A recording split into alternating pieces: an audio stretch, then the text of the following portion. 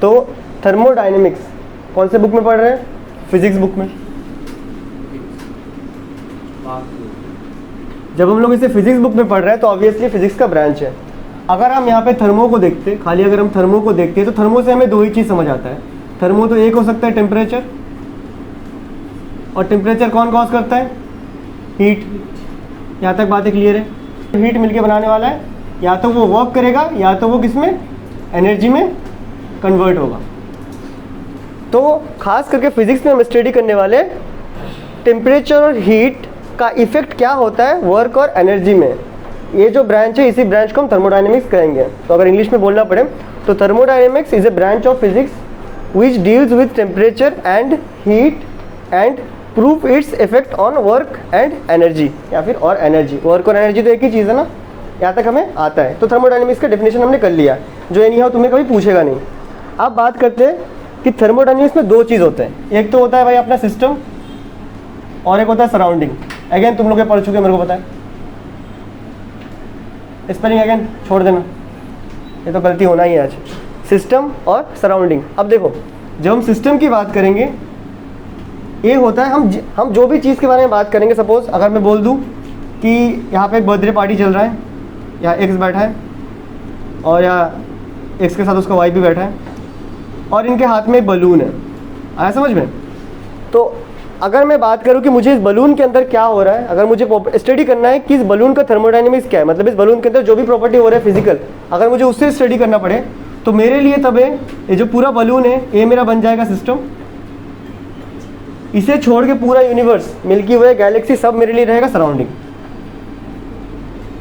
तो कुल मिला के हम जिसकी बात करेंगे वो है सिस्टम, उसको छोड़ के बाकी सारा सराउंडिंग।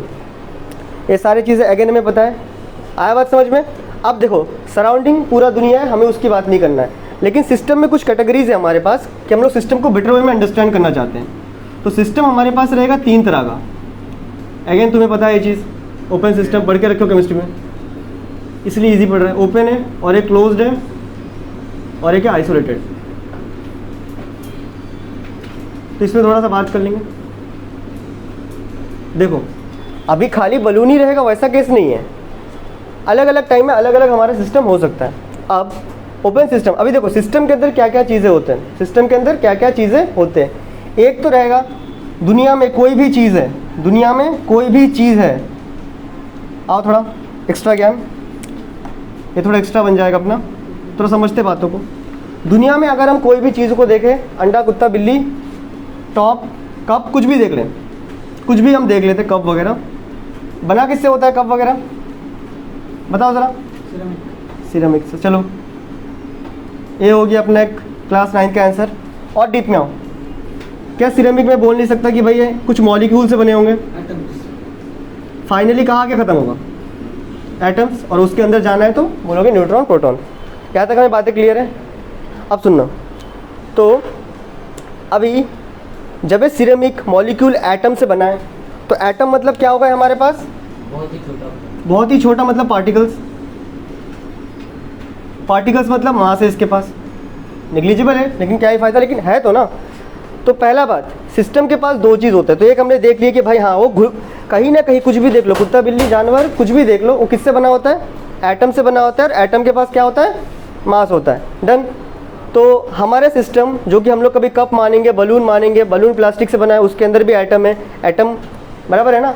एटम में मतलब पार्टिकल्स है। तो हाँ भाई, सिस्टम के पास एक चीज़ तो कंफर्म है, दैट इज़ पार्टिकल या फिर मास। डन है। अब दूसरा चीज़, अगर हम एटम्स की बात करें तो अगेन तुम लोग सबने पढ़ के रखा है, अंदर क्या होता है? Neutron, proton. न्यूट्रॉन बेचारा नल्ला, नो चार्ज, प्रोटॉन पे पॉजिटिव चार्ज। और यहाँ हमारे पास बाहर आता है इलेक्ट्रॉन्स, जो आवारा कुत्ते की तरह घूमते रहते हैं। अब इसमें इंटरेस्टिंग बात क्या है?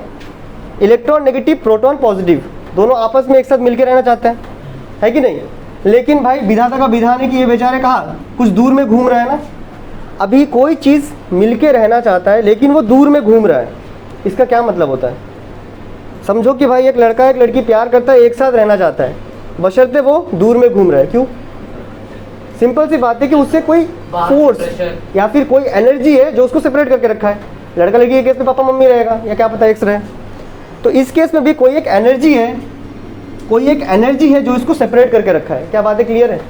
तो हाँ, तो हमने समझ लिया कि भाई हाँ, कोई भी अगर हमारे पास कप, बलून, कुछ भी हो जिसे हम सिस्टम मानेंगे कोई पर्टिकुलर टाइम में, उसके अंदर दो चीज़ होते हैं। एक तो उसके अंदर पार्टिकल रहेगा, मतलब एटम्स, मास रहेगा। दूसरा क्या रहेगा, अगर हम लोग इंटरमॉलिक्यूलर स्पेस में जाएंगे तो उनके बीच में कुछ सेपरेशंस है। सेपरेशंस है मतलब क्या है, एनर्जी है, कोई तो एनर्जी है ना।